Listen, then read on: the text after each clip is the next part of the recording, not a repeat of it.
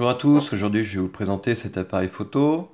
Il s'agit d'un 35 mm de la marque Zeiss Ikon et le modèle c'est un Contessa 35. Sa référence est 533-24 et donc il est équipé d'un objectif Carl Zeiss Opton et c'est un Tessar 45 mm ouvrant à 2,8. Il s'agit de la deuxième version parce qu'elle est équipée d'un obturateur synchro-compure qui a une synchronisation MX que l'on voit juste ici.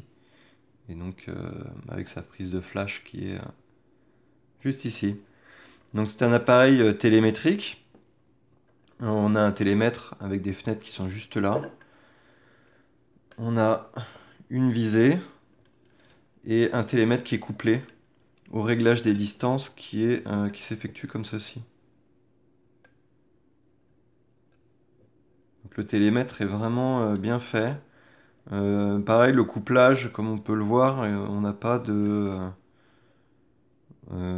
baguette qui traîne sur le côté pour faire bouger le télémètre. Et on a vraiment une belle fenêtre.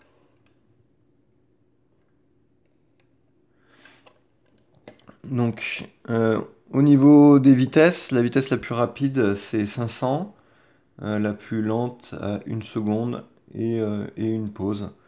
On sélectionne la vitesse à l'aide de la petite couronne qui est juste ici. Donc là, on va être sur la vitesse la plus rapide.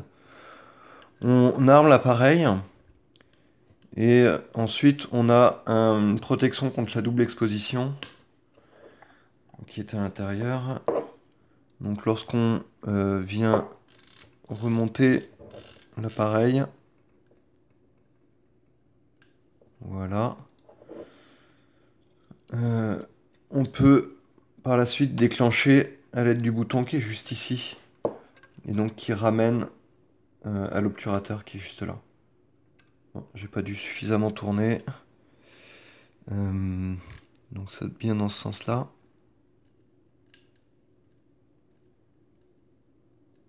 Voilà, normalement ça devrait être bon.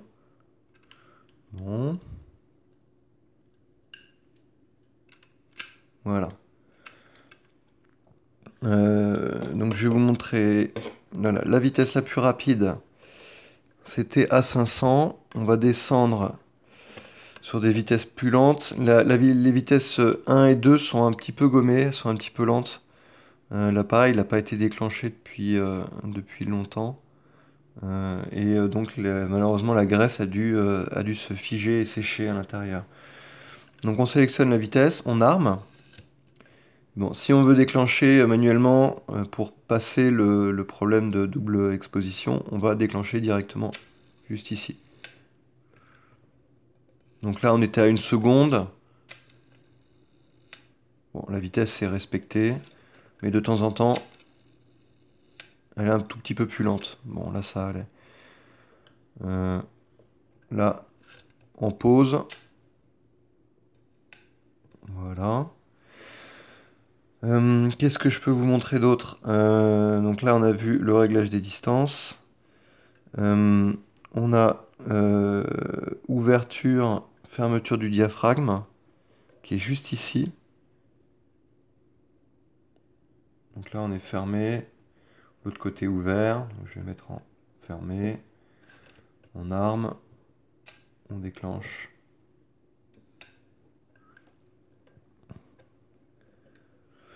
Alors, on a une cellule qui est juste ici, qui est une cellule, j'imagine, au sélénium. On a juste à ouvrir la petite fenêtre, et en fonction du niveau de luminosité, on a l'aiguille qui bouge. Donc, ce qui permet d'avoir un repère. Qu'est-ce qu'on a d'intéressant? Au dos, juste ici, on a un petit ergot qui permet de poser l'appareil à plat. Ce qui est assez intelligent et qui doit...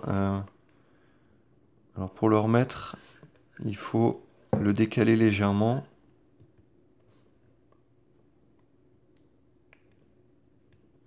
Ouais, c'est pas toujours évident si on essaie de le faire un peu délicatement.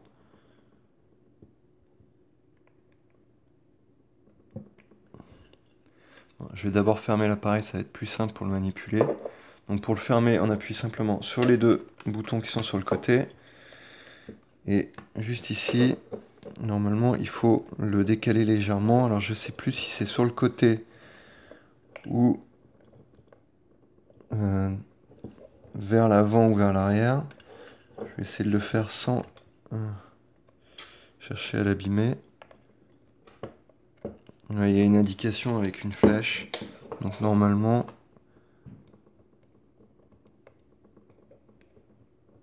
Bon. Voilà, en fait il faut la décaler, la pièce dans ce sens-là. Et après, bah, simplement, on la ressort. Voilà, et on la remet.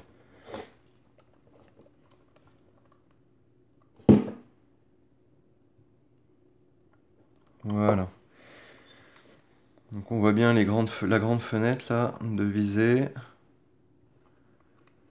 L'optique, elle est vraiment de bonne qualité, et en plus, elle est très propre.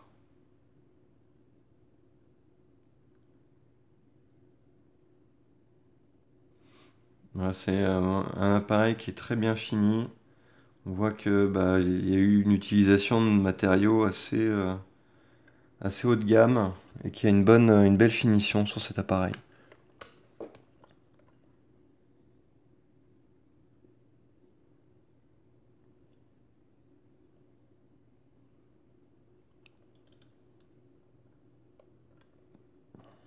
Et voilà.